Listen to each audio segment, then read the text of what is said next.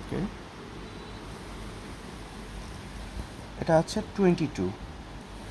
আচ্ছা, মিডিলে কত আছে দেখি। মিডিলে 21.5 আছে। আর চেস্টে আবার 22, চেস্টে 22। আচ্ছা, এবার shoulder two shoulder, shoulder two shoulder এখানে আছে 20 কোয়ার্টার, অর্থাৎ 20ই ধরতে পারেন। আচ্ছা, এরপরে আর্ম হোল, এটা হচ্ছে 10 কোয়ার্টার, 10 কোয়ার্টার। এরপর স্লিভ লেন্থ হচ্ছে 9। এবার স্লিভ ওপেনিং 7 থাকার কথা, সেখানে 7 কোয়ার্টার অথবা 7.5, এটা হাফ ধরতে পারেন। আচ্ছা, এবার স্লিভের বটম সাইডটা আছে আপনার 5.5। আচ্ছা, এবার এই জায়গাটা লক্ষণীয় যে আমরা এই ফিতাটাকে যদি এভাবে যদি টান দেই, এটাকে এই পর্যন্ত যদি টান দেই, তাহলে এক সেকেন্ড, এখান থেকে একদম মানে আপনি কাছে চলে আসুন, দূরে প্রয়োজন নাই, কাছে আসলে বোঝা যাবে। অর্থাৎ আমরা এই যে রিপ সহ যদি টান দিই, তাহলে 15.17 অথবা 17 ধরতে পারেন। এখন এইখানে একটা মজার বিষয় আছে, দেখেন এই যে লাইনটা, এই লাইনটা যেহেতু এটার মধ্যে একটা ফিটিং দেওয়ার চেষ্টা করছে, এবং রেগুলার ফিটও না আবার রিল্যাক্স ফিটও না, এটা করার জন্য যে মজাটা খেলছে সেটা হচ্ছে এই কর্নারটা একটু উঁচু করে দিছে। তাহলে কর্নারটা কতটুকু উঁচু করছে, 1/2 ইঞ্চি, 1 ইঞ্চি, মানে 1.25 ইঞ্চির মতো উঁচু করে দিছে এই জায়গাটা। নর্মালি আমাদের এটা স্ট্রেট হয়, কিন্তু এখানে আপনার একটু উঁচু করা আছে ফ্লেভারটা আনার জন্য। আচ্ছা, এবার আসেন নেকটা। হ্যাঁ, নেক টু নেকের ওপেনিং 6 ইঞ্চি করা আছে, যেটা ওয়ার্ড ক্লাস বিশ্বের সব জায়গাতে এটা চলে। আর এরপরে এখানে করা আছে 3 ইঞ্চি, এবং এইটাই ওয়ার্ড ক্লাস, এবং আমি এটা সবসময় সবাইকে বলি। এই জায়গাটা একটা প্রবলেম আছে, সেটা হলো যে এই যে এই বক্সটা আর একটু উপরে উঠলে তখন এই জিনিসটা সুন্দরভাবে আর একটু নেমে যেত এবং দেখতে ভালো দেখা যেত, কিন্তু এটা এখন একটু ঢেকে যাচ্ছে। আর এটাই হচ্ছে ছোট্ট একটা প্রিন্টিংয়ের ফল্ট। এবার আপনার এমব্রয়ডারিটা আছে কোন পজিশন থেকে। আমরা বাংলাদেশে যখন এমব্রয়ডারি করি, তখন এমব্রয়ডারি স্টার্ট আপটা অথবা মিড পজিশন আমরা কোনটা ধরি, স্টার্ট আপ পজিশন এই বর্ডারটা ধরি, এখান থেকে শুরু করে একদম লম্বা করে। তো এখানে ঠিক সেম করা আছে, নিচে আছে 8.25, উপরে আছে মানে নিচে 8.5, উপরে 8.5। আর এটা এই স্লিপ থেকে দূরত্বে আছে 6 ইঞ্চি, 6 ইঞ্চির দূরত্বে আছে, আর এমব্রয়ডারিটা আছে 3 ইঞ্চি এমব্রয়ডারি। ওকে, তাহলে এই টি শার্টের কোথায় কি আছে মোটামুটি বের হয়ে গেল। এবার আসেন আমরা এখান থেকে হ্যামটা একটু দেখি, যে হ্যামটা কতটুকুন হ্যাম করা আছে। হ্যামটা আছে 1.5 ইঞ্চির হ্যাম করা আছে, ঠিক আছে, 1.5 ইঞ্চি হ্যাম করা আছে। এরপর এই যে আপনার পাইপিং অথবা রিপ যেটা, এটা 1/2 ইঞ্চির থেকে একটু বেশি আছে, 1/2 ইঞ্চি থেকে একটু বেশি আছে। নর্মালি 1/2 ইঞ্চি থাকে বাংলাদেশে, আবার যারা একটু হাই পছন্দ করে তারা 1.5 ইঞ্চি করে। তো এটা 1.5 ইঞ্চি করারই চেষ্টা করছিল, বাট এটা অ্যাকচুয়ালি 1.5 ইঞ্চিও হয় না, তার থেকে একটু বেশি অ্যালাউন্স হয়ে গেছে। আর এই যে শোল্ডারের ড্রপটা করা আছে, এটা হচ্ছে প্রায় 1/2 ইঞ্চির মতো করা আছে, মোস্টলি 1/2 ইঞ্চির মতো, মানে 0.4 cm। হ্যাঁ, আচ্ছা, এবার আসেন প্রিন্ট, ব্যাক সাইড প্রিন্ট।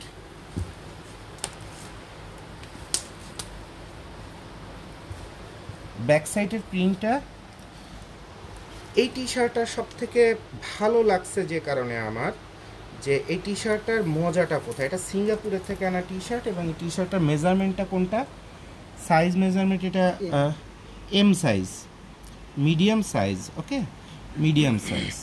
তা সিঙ্গাপুরে এটা মিডিয়াম সাইজ দেখাচ্ছি আপনাদের। তো এইটা মিডিয়াম সাইজের লেন্থ দেখেন কত করা আছে।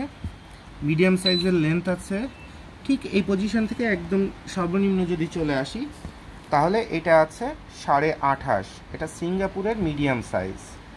হ্যাঁ, এবার দেখেন এই পজিশন থেকে নর্মালি মাপা হয় না, নর্মালি মাপা হয় এই পজিশন থেকে।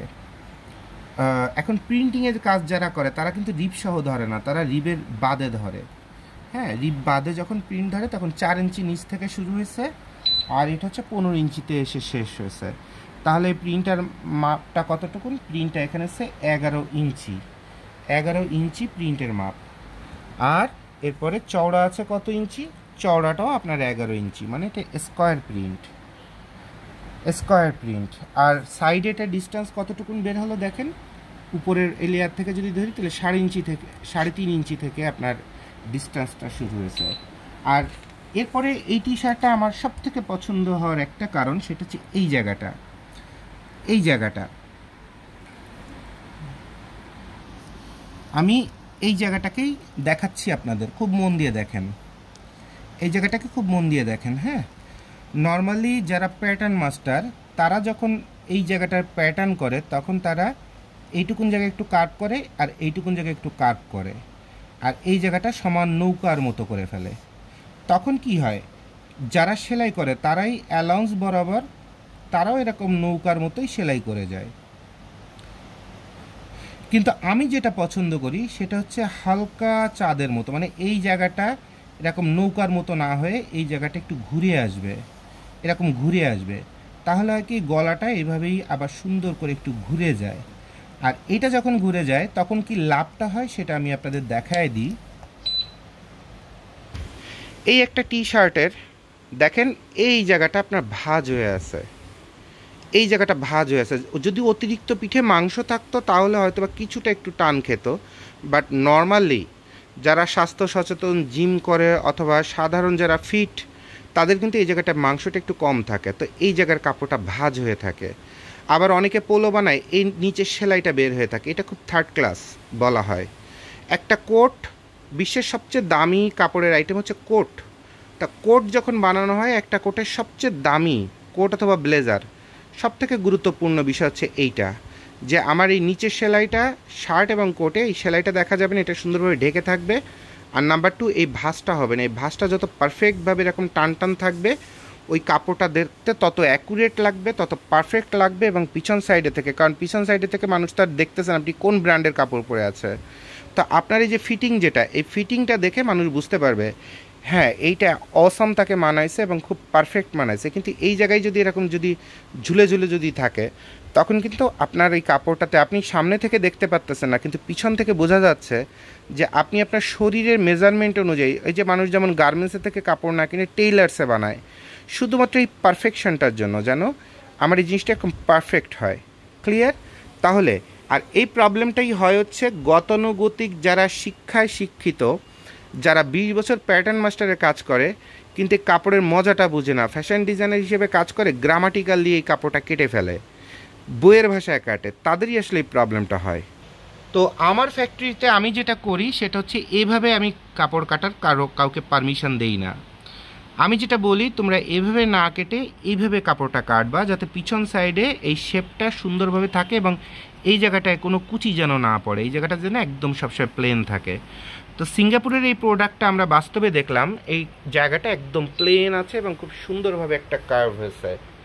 তো এইটা হচ্ছে প্রচণ্ড ভালো লাগার একটা বিষয়। এবং এখানে আরও একটা মজার জিনিস এই টি শার্টটাতে আপনাদের দেখায় দিই, এটা রাবার প্রিন্ট করা হয়েছে। এটা টানলে কি ফাটবে? একটু টেনে দেখেন তো, প্রিন্টটা ধরে একটু টেনে দেখেন। হ্যাঁ, এটা টানলে ফাটে না। এটা কিভাবে বুঝবো আমরা? আমরা এই বরাবর একটু আঙ্গুল দিয়ে তারপরে দুই সাইডে, এবার আমার এই আঙ্গুল বরাবর দুই সাইডে একটু টান দেন, এই দেখেন দুই সাইডে টান দিল, এটা অসাধারণভাবে টান দিছে, মানে পারলে কাপড় ছিঁড়ে যাচ্ছে, এরপরেও এত বেশি ফাটে নাই। আর এরপর নাম্বার 2 আপনাদের আরও একটা জিনিস দেখায় দিই, এটা রাবারের পাশে আবার আরেকটা রাবার এমনভাবে দেওয়া হয়েছে, লেয়ারটা একটু ডেপথ করে দেওয়া আছে। অনেকে এটা পাফ মনে করতে পারে এবং পাফ ক্যাটাগরিতেও বলা যায় অনেক সময়। এখানে রাবারের 2টা লেয়ার দেওয়া আছে, প্রথমে নিচে একটা ব্যাকগ্রাউন্ড দেওয়া আছে, আর এরপরে হচ্ছে আপনার মোটা একটা রাবার এত সুন্দর করে বসানো হয়েছে যে এটা দেখার একটা মজা অথবা একটা ফিল অথবা একটা লাক্সারি, এই জিনিসটা এখানে চমৎকারভাবে ধরা পড়তেছে। এরপর ফ্রন্ট সাইডে যে আপনার এখানে যে এমব্রয়ডারিটা দেওয়া আছে, এই এমব্রয়ডারিটা একদম নিখুঁত আছে। এবং দেখেন ব্যাক সাইডটা দেখেন একদম ক্লিন পরিচ্ছন্ন, এটা কিন্তু একটা ব্যবহৃত কাপড় দেখাচ্ছি, তারপরে দেখেন কত ক্লিন। এরপর মেইন লেভেল অনেকে বাংলা 1 টাকা দিয়ে 1.5 টাকা দিয়ে আপনার প্রিন্ট করেন, কিন্তু এটা দেখেন কতটা ব্যবহার করার পরে কতটা অ্যাকুরেট এবং মনে হচ্ছে এটা বোধহয় কম্পিউটারে প্রিন্ট করার মতো, এত সুন্দর প্রিন্টের কাজ এখানে আছে। এবং এখানে রাবার সোলের সাথে প্লাস্টিক সোলের কেমিক্যাল মিশিয়ে দেওয়া আছে, যার কারণে এই যে একটা গ্লেজ দেখতেছেন প্লাস্টিকের মতো একটা গ্লেজ, এই গ্লেজটা এখানে ধরা পড়ছে। এবং কত ছোট ছোট প্রিন্ট এত মোটা কাপড়ের পরেও কত অ্যাকুরেটভাবে ফুটে উঠছে। এটা শুধুমাত্র প্লাস্টিকটা হাই ডেন্সিটি করে বসায় দিছে এই কারণে। আর এরপরে এখানে সুন্দর একটা অ্যাক্সেসরিজ ম্যাটেরিয়াল দেওয়া আছে। দেখেন আমাদের এক ভাইয়া গিয়েছিলেন আপনার সিঙ্গাপুরে, সেখান থেকে কাপড়টা নিয়ে এসছেন।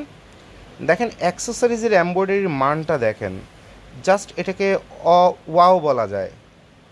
এবং এখানে সেলাইয়ের ডেন্সিটি, প্রতি ইঞ্চিতে কতটুকুন ডেন্সিটি থাকতে হয়, সেলাইয়ের মানটা দেখেন।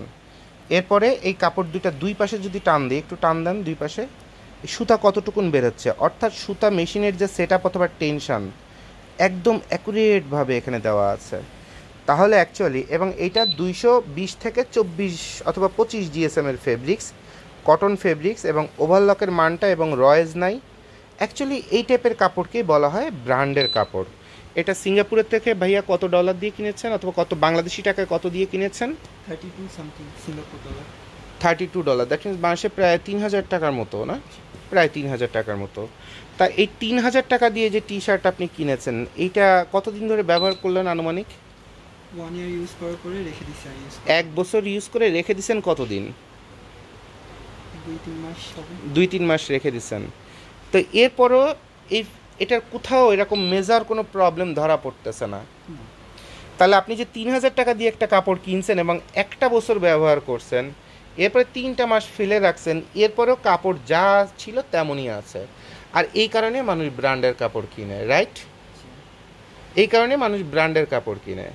তাহলে আমাদের বাংলাদেশের যত ভাই ব্রাদার ভক্ত যারা আছেন সবাই মেজারমেন্টটা দেখলেন, এবং এটা হচ্ছে আপনার রেগুলার ফিট না, এটা একটু রিল্যাক্স ফিট, মানে একটা সাইজ বড় আর কি। তো এখান থেকে আপনাদের শেখার অনেক কিছু আছে, যার কারণে আপনাদের সবার উপকার হবে বলে আমরা এই ভিডিওটা আপনাদের করে দিচ্ছি। তো যারা ব্র্যান্ড নিয়ে কাজ করেন, সবার আগে আপনাদের মন বড় করতে হবে, রুচি বোধটা বড় করতে হবে, এরপর ভালো জিনিস মানুষকে দেওয়ার মতো মানসিকতা থাকতে হবে। তারপরে একটা সময় পরে আপনি যে ব্র্যান্ডের মালিক হবেন। এটা হতে পারে আপনার ক্যাপাসিটি কম, হতে পারে বেশি, বাট মানুষ যেন আপনার প্রোডাক্টটা নিয়ে স্যাটিসফ্যাকশন পায়। এই যে ভাই আমার পাশে ভাই আছেন, উনি বললেন যে ইয়েস আই এম হ্যাপি, আমি 3000 টাকা দিয়ে সিঙ্গাপুরের থেকে এই টি শার্টটা কিনেছি, তারপর আমি প্রচণ্ড হ্যাপি, 1 বছর ব্যবহার করেছি, এখনও টি শার্টের কোথাও কোনো প্রবলেম নাই।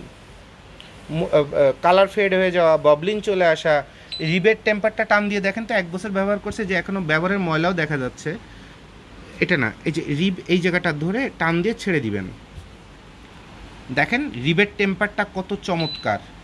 রিবেট টেম্পারও এখনও এমনও হয় নাই যে রিবটা টেম্পার হারায় ঝুলে গেছে। তো এটাকেই বলে একটা ব্র্যান্ডের ফ্লেভার। সো এই টাইপের প্রোডাক্ট যারা তৈরি করতে চান আসবেন আমাদের কাছে, আমরা ইনশাল্লাহ তৈরি করে দিব। ভাই আমাদের কাছে আসছে, ইনশাল্লাহ ভাইয়ের জন্য দোয়া করবেন যেন আমরা এরকম সুন্দর প্রোডাক্ট তাকে তৈরি করে দিতে পারি। সো সবাইকে ধন্যবাদ।